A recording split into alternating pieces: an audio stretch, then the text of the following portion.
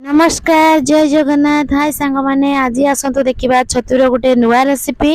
एटा देखु ए छतु सीजन चली तो मुझे छतु आम बाड़ी तोड़ी कुटारू तो चलते एटा देसी छतु चलते आम प्रस्तुत करवा केमती तो आपको भल भाव पानी हलदी पानी रे भल भाव धोईदबा मु तो दांठी छड़े कि भल भाव सफा कर देइछि आउ ताको भल भाव हलदी पानी रे बतरई देलु बतरे कि भल भाव भिजे कि धोईदबा कहीं अपरिष्कार जहाँ थी बाहरी जीव पोक पोक जदि होइथिबो ताहाले बाहरी जीव हलदी पानी रे तो मुझे भिजे देकी भल भाव चुपुड़ी की सब थाली को बाहर कर देइछि आज गोटा छतु मसला देकी करबा तो सेति पई मु जमार भी भांगिनी गोटा गोटा छतु रखीछि तो एठी हमर सोरिष तेल देकी तावा गरम कर देइथिले अल्प टिके गोटा जीरा देकी बेसर अदा रसुण आउ हमर कोन पियाज जीरा को भल भाव बाटिकी से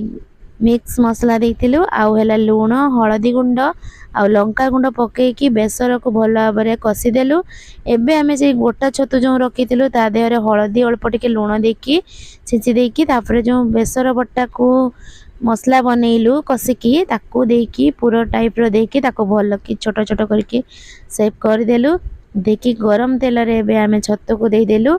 देखी आउ जो बड़का छतु थिला मु सेतिरे मसला दे देबी एबे हमर देखो तो तावा सारा पूरा पूरी छतु फुल हे गेला तावा सारा आउ जति की छतु थिला मु से सब मसला दे दे की रखी देली देखो तो हमर ऑलरेडी छतु भजा हे गलानी ओधा ओधी हेची आउ सब भी हेनी एबे आमे आउ जति को बड़का छतु थिला ताको भी पके की भल भाबरे एपट सेपट नउटै देलु तो देखो छतु भजा आमर रेडी हो गला एपटे जो दांठी जाक रखी अलगा ताको हलदी आउ अल्प टिके लूण बेसर बटा देकी भाजी देले एबे आमर गोटा दिया मसला छतु भजा टेस्टी टेस्टी बनीगला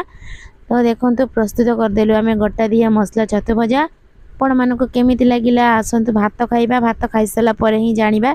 केमिति लागिला तो मुझे देखो छतु भजा लंका भात तो बहुत टेस्ट लगुला छतु भजा आज आम भात और छतु भजा होती आपण मानक जदि खाइबा पई इच्छा अछि ताले कमेंट माध्यम निहाती जणांतु।